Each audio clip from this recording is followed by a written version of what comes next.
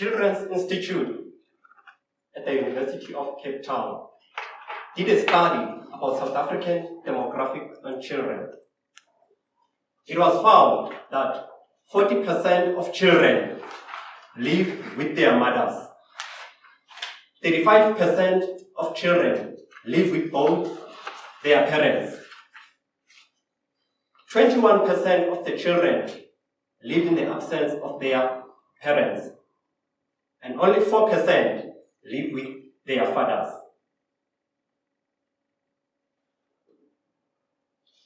Madam Toastmaster, fellow Toastmasters, and to our lovely visitor, I would like to tell you a story about a young boy by the name of Ndalo. Ndalo is a very young, energetic boy. He can run all over the show. He can do anything, anytime. As long as he plays, he's fine. He's a little bit tall compared to other kids of his age. And in Ndalo's skin, you'll notice it's a bit dry because he used to have an eczema early on in his life. Then there is Ndalo's mother, who is a light-skinned, not your typical yellow bone, but maybe caramel type.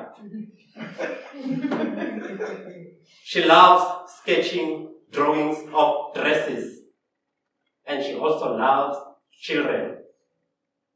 Then there is also Ndalo's father, who is a tall, dark-skinned man. He loves also playing with children. He's a deep thinker.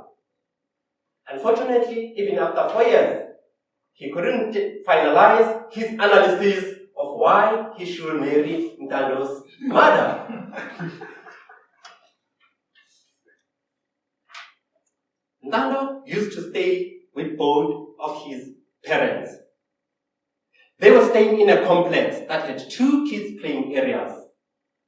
Ndalo will run all over the show and everybody was Ndalo's friend. No, I'm going to see my friend. That's my friend Bonang. That's my friend Kimu. Everyone knew Ndalo. He was such an adorable person and lovable in that complex. As Ndalo grew, his parents' relationship grew apart. The tension in the chain that brought them together started to reach the limits of the weakest link in the chain.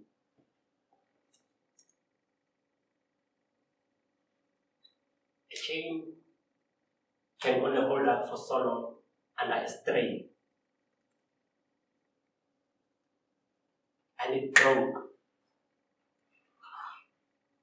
And they got separated.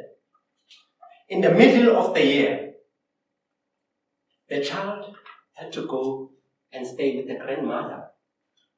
Ndalo had to find a new school, a new language at the school. He had, for the first time since his birth, lived with someone else except his parents.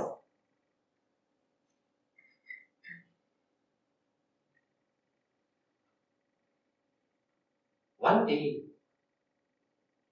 Ndalo's mother went to visit at the granny, and they took a video of Ndalo about some of the activities he was doing at the new school. They were playing, a lot of kids having fun, but at the end of the day, they went home. Ndalo had a sibling when they took the video so that they can mimic. Ndalo had to teach the sibling what they were doing at school, and they did that in the video together. That video was supposed to be entertaining, inspiring, and show Daddy how is the young man doing. Most of the time, parents know their children better.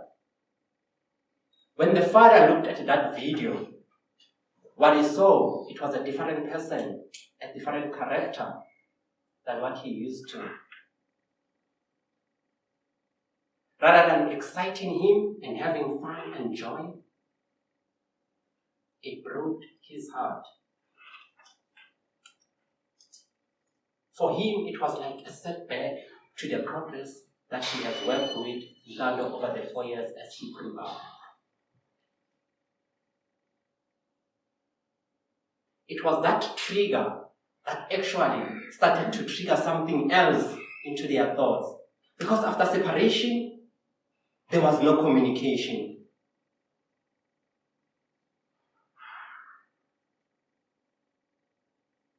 Time went by. As stubborn as the father was, working things out was almost impossible. Then eventually it happened that at the beginning of the new year, fortunately the mother got a new job. Then she started to stay with Ndando. And given that they were in such a close proximity, it was even easier for them to start to see the father on rare occasions. Because that video broke the ice and the communication was re-established. Even though Ndando cannot spend all the time with their parents, with his parents, but at least in those rare occasions, he can enjoy the moment, but most importantly, he can enjoy that communication with his parents. There was a young boy who I was about to be teared apart. There was a young boy who was about to be disconnected from his father. In research that was done by the Human Science Institute or Council, it is stated that boys who don't live with their fathers, they end up developing certain habits, aggression. They start being addicted in certain things. They can go to alcohol, amongst other things. In the same research, it is stated that the girls who don't live with their fathers, they develop low self-esteem. They start having negative or unhealthy relationships with opposite sex.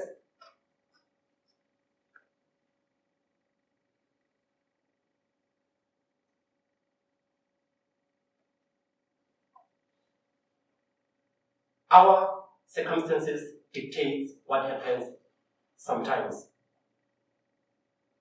The fact that we may not be present physically doesn't mean we should be absent in their minds. Wouldn't you like to dance in your child's thoughts?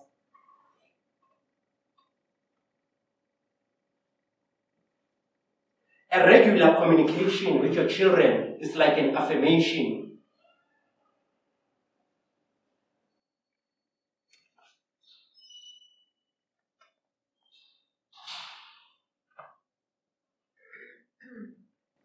Let us try to dance in our children's thoughts so that we connect with them all the time. If your circumstances does not allow you to spend that time with them, dance in their thoughts, create those affirmations.